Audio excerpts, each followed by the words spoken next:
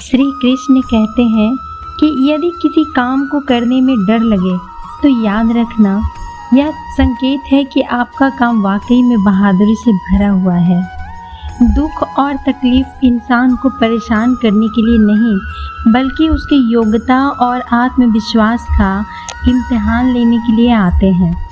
गीता के अनुसार नेत्र केवल हमें दृष्टि प्रदान करते हैं, परंतु हम कब किसमें क्या देखते हैं ये हमारी भावनाओं पर निर्भर करता है। कोई कुछ भी बोले, स्वयं को शांत रखो। धूप कितनी ही तेज हो, समुद्र सूखा नहीं करते। तुम अपनी पीड़ा के लिए संसार को दोष मत दो, अपने मन को समझाओ।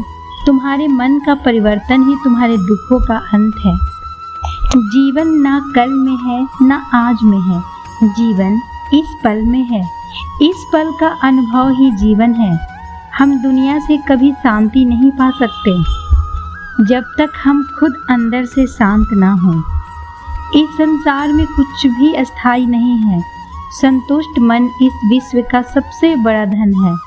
कर्म किए जाओ, फल की चिंता मत करो। भगवान प्रत्येक वस्तु में, प्रत्येक जीव में मौजूद है। आत्मा अमर है, इसलिए मरने की चिंता मत करो। आत्मा का अंतिम लक्ष्य परमात्मा में मिल जाना होता है। इंसान नहीं, उसका मन किसी का दोस्त या दुश्मन होता है। जीवन में कभी भी किसी से अपनी तुलना मत कीजिए। आप जैसे हैं सर्वश्रेष्ठ है। सेहत के लिए योग और किसी की जरूरत पड़ने पर सहयोग, दोनों से ही जीवन बदलता है। जिसे तुम अपना समझकर मग्न हो रहे हो, बस यही प्रसन्नता तुम्हारे दुखों का कारण है। व्यक्ति जो चाहे बन सकता है यदि विश्वास के साथ इच्छित वस्तु पर लगातार चिंतन करें। किसी के साथ दुख बांट पाना भी एक तरह का सुख है। किससे कब और कितना बोलना है, अगर तुमने ये सीख लिया तो तुम अपनी जिंदगी के सार्थक बन चुके हो। जीवन में कभी मौका मिले तो किसी के लिए सारथी बनना, स्वार्थी नहीं। जिसमें प्रेम हो वह हर रिश्ता एक बंधन है, वरना यूं ही नहीं राधे के साथ देवकी नंदन है। निर्बलता अवश्य ईश्वर देता है, परंतु मर्यादा मनुष्य का मन खुद निर्माण करता है। इंसान इसलिए दुखी नहीं है कि वह ईश्वर को नहीं मानता। इंसान इसलिए दुखी है क्योंकि वह ईश्वर की नहीं मानता।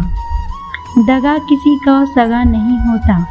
जहाँ मतलब खत्म होता है वहाँ दगा की शुरुआत होती है। रिश्तों में नियमित दूरियां रिश्तों को जोड़ती है और अनियमित दूरियां रिश्तों को तोड़ती है। मनुष्य अपने विश्वास से निर्मित होता है। जैसा वो विश्वास करता है वैसा वो बन जाता है। इंसान के बर्बाद होने के 6 कारण: नींद, गुस्सा, डर, थकान, आलस और काम टालने की आदत। कृष्ण कहते हैं धर्म के लिए लड़ना सीखो, अधर्मी का काल बनना सीखो और अपनों के लिए त्याग करना सीखो। दूसरों के कर्मों का श्रेय स्वयं लेकर आप ज्येष्ठ बन सकते हैं, श्रेष्ठ कदापि नहीं। श्री कृष्ण ने कहा कि हे अर्जुन, जो साधक सभी इच्छाओं का त्याग कर देता है और खुद से ही संतुष्ट रहता है, उस व्यक्ति को स्थिर बुद्धि वाला कहा जाता है। ईर्ष्या और नफरत की आग में जलते हुए इस संसार में खुशी और हंसी अस्थायी नहीं हो सकती। जब तक आपके मन में नाराजगी के विचार पोषित होते रहेंगे, तब तक आपका क्रोध भी बना रहेगा। लेकिन जैसे ही आप नाराजगी के विचारों को भुला देंगे, वैसे ही आपका क्रोध भी लुप्त हो जाएगा। कामना बड़ी बात नहीं, परिवार के साथ खाना बड़ी बात है। यदि आप समस्या का हल निकाल सकते हो, फिर चिंता क्यों? और यदि समस्या का कोई समाधान नहीं है, तो फिर चिंता करने का भी कोई फायदा नहीं। जिंदगी से मिला अनुभव इतना सबक सिखाता है, उतना ही मिलो किसी से जितना वो मिलना चाहता है। खतरा दुश्मनों से नहीं, आसपास के लोगों से है, क्योंकि नाव बाहर के पानी से नहीं, अंदर के छेद के कारण डूबती है। हजार लड़ाई जीतने से अच्छा है अपने आप को जीतना, फिर जीत तुम्हारी है, इसे तुमसे कोई नहीं ले सकता। जब आपका मन पूरी तरह आज़ाद होता है तो आप जीवन मृत्यु को उसके सही स्वरूप में देख पाते हैं। जीवन में कुछ भी अस्थायी नहीं है, आप सिर्फ उसे ही खोते हैं जिसे आप चिपके रहते हैं। गरीब रहोगे तो कोई ध्यान नहीं देगा, मेहनत करोगे तो सब हंसेंगे, जब कामयाब होगे तो सब जलेंगे। स्वास्थ्य सबसे बड़ा उपहार है, संतोष सबसे बड़ी संपत्ति और वफादारी सबसे अच्छा रिश्ता। चिंता और चिता में केवल एक बिंदु का ही अंतर है, लेकिन चिता निर्जीव को जलाती है और चिंता जीवित को जलाती है।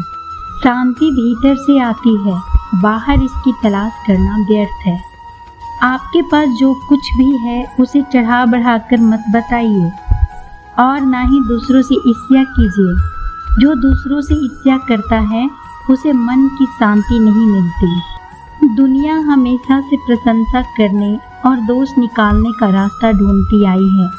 यही होता आया है और यही होता रहेगा। जो व्यक्ति स्वयं से सच्चा प्यार करता है वह कभी दूसरे व्यक्ति को चोट नहीं पहुंचाता है। जो व्यक्ति विचलित करने वाले विचारों से मुक्त होते हैं उन्हें शांति अवश्य प्राप्त होती है। आज हम जो करते हैं जीवन में वही सबसे ज़्यादा मायने रखता है। सभी बुरे कार्य मन के कारण उत्पन्न होते हैं। अगर मन परिवर्तित हो जाए तो क्या अनैतिक कार्य रह सकते हैं? मन और मकान को वक्त वक्त पर साफ करना बहुत ज़रूरी है, क्योंकि मकान में बेमतलब सामान और मन में बेमतलब शंकाएं भर जाती है।